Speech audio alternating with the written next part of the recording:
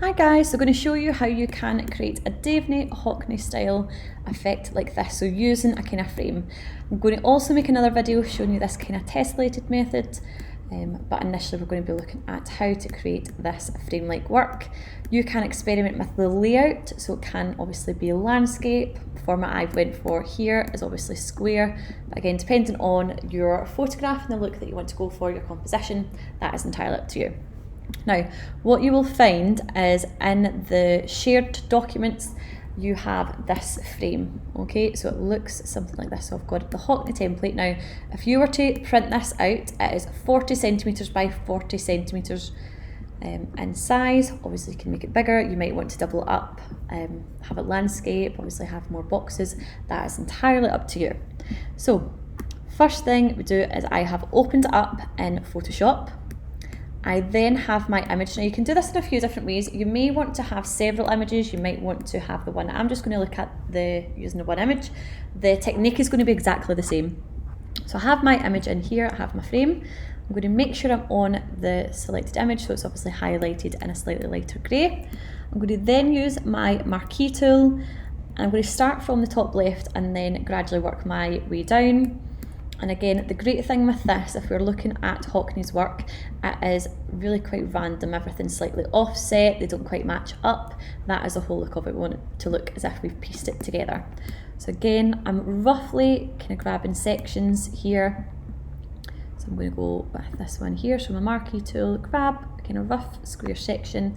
I'm then going to press Command C, Command V, and that'll paste in my box.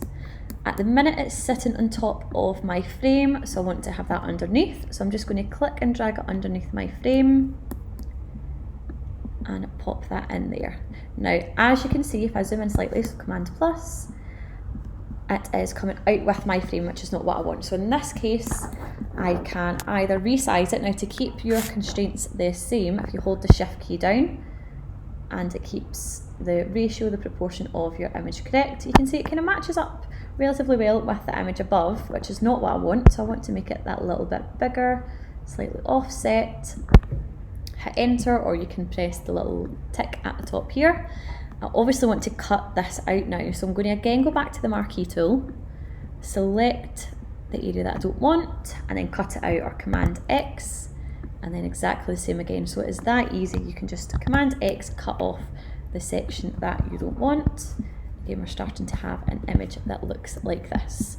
I then go back, make sure I've got my image layer selected, marquee tool again, I'm going to select an area, Command C, Command V, I can take the visibility away from my layer at the top. I'm going to move my layer underneath my frame, and again I can pop that underneath. I'm going to make that a little bit bigger again, keeping the constraints the same. So I want to hold my Shift key down and then hit enter. So again, I really like the effect of it being slightly off, it not looking uniform. You can make them that little bit larger, you can have some that are a little bit smaller depending on the area that you kind of grab from your original image. So again, I'm just going to do it one last time. So I'm going to use my marquee tool, select the area that I want, Command C, Command V, take my visibility away, drag it underneath my frame, and then it can go like so. Now if I zoom in, I can obviously see there's a little bit of a gap here. So again, holding the Shift key down, making it a little bit bigger and hitting enter or the tick at the top, and you will start to have something that looks like this. What you can also do as well, depending on if your image is black and white, you may want it to be all relatively monochromatic and have a grey, black, or possibly white outline.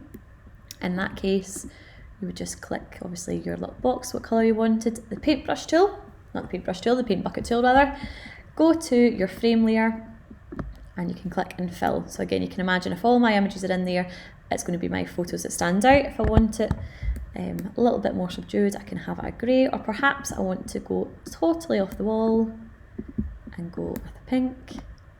Again, exactly the same technique. So these are ways that you can experiment in your book as well.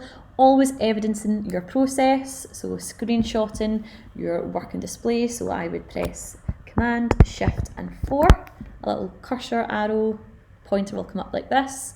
I would select my workspace, screenshots, and then that's something that you can evidence in your book as well. So I hope this video helps create a David Hockney inspired piece of work.